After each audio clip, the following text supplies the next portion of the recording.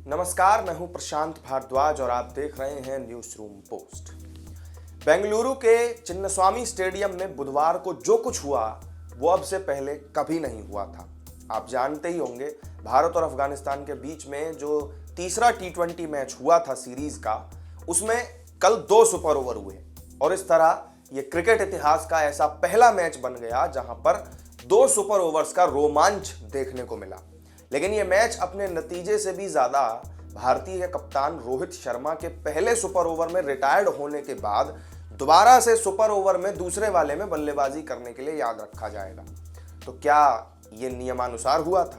आखिर रिटायर्ड हो जाने के बाद सुपर ओवर में दोबारा बल्लेबाजी करने को लेकर क्रिकेट के नियम क्या कहते हैं? चलिए इस वीडियो में यही समझते हैं। टीम इंडिया ने अफगानिस्तान के खिलाफ तीसरे मैच में भी डबल सुपर ओवर के तहत हुए मैच में जीत दर्ज की। टीम ने 3 मैचों की T20 सीरीज में 3-0 से अफगानिस्तान को धो दिया। T20 इंटरनेशनल में अपना 5वां शतक जड़ने वाले Rohit Sharma player of the match चुने गए। टीम इंडिया ने पहले बैटिंग की थी और 212 रनों का पहाड़ जैसा टारगेट अफगानिस्तान के सामने रखा था, लेकिन अफगानिस्तान ने भी बराबर 212 रन बना लिए और इसके बाद पहला सुपर ओवर हुआ जो टाई हो गया। फिर दूसरे सुपर ओवर में रवि बिश्नोई की गेंदबाजी के दम पर भारतीय टीम ने जीत दर्ज की। अब आते हैं उस टॉपिक पर जिसके वजह से इस मैच में सबसे ज्यादा बवाल हुआ है, विवाद छिड़ा। पहले सुपर ओवर की 5वीं गेंद जो थी उस पर रोहित अचानक से पवेलियन की ओर लौट गए।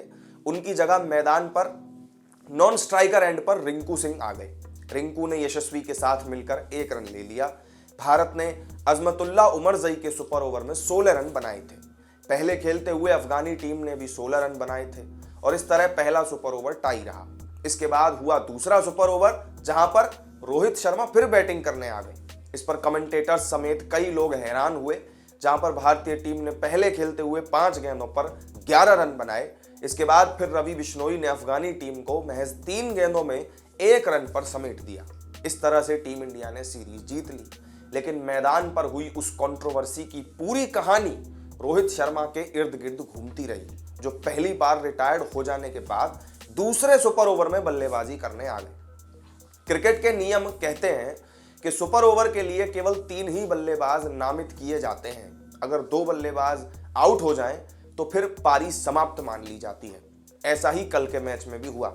नियम में आगे कहा गया है कि जब दोनों टीमें 1-1 ओवर खेलती हैं और स्कोर बराबर रहता है तो सुपर ओवर तब तक खेला जाना चाहिए जब तक कि कोई विजेता तय नहीं हो जाता।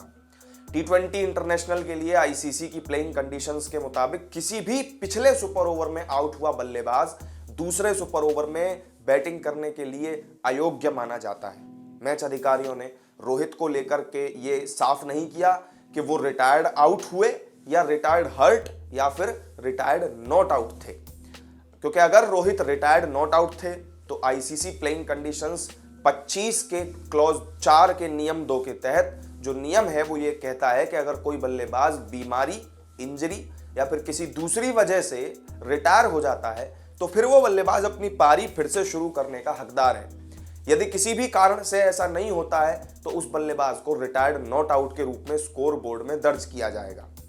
इसके अलावा अगर कोई बल्लेबाज किसी अन्य कारण से रिटायर्ड होता है तो फिर वो ICC प्लेइंग कंडीशंस 25 के क्लॉज 4 के नियम 2 के तहत बल्लेबाजी कर सकता है, लेकिन इसके लिए जो विपक्षी टीम का कप्तान है उसकी सहमति लेनी होगी।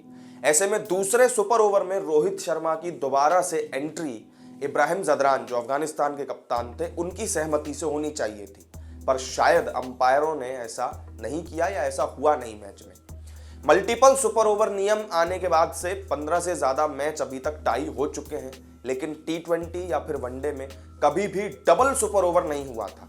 इससे पहले सुपर ओवर का नियम उस वक्त भी विवादों में आया था जब 2019 के वनडे वर्ल्ड कप के फाइनल मैच में सुपर ओवर टाई पर खत्म हुआ और इंग्लैंड बाउंड्री काउंट के आधार पर चैंपियन बना दिया गया। उसके बाद ही ICC ने उसी साल के अंत में सुपर ओवर नियम को बदल दिया था। तो रोहित शर्मा का दूसरे सुपर ओवर में बल्लेबाजी के लिए आना सही था या नहीं, आपका क्या मानना है? कमेंट करके जरूर बताएं। वीडियो अगर अच्छी लगी हो तो लाइक और शेयर कर दीजिएगा और चैनल को सब्सक्राइब जरूर कर लीजिएगा। फिर मिलेंगे किसी नई वीडियो में नई जानकारी के साथ, तब तक के लिए दीजिए इजाजत। नमस्कार।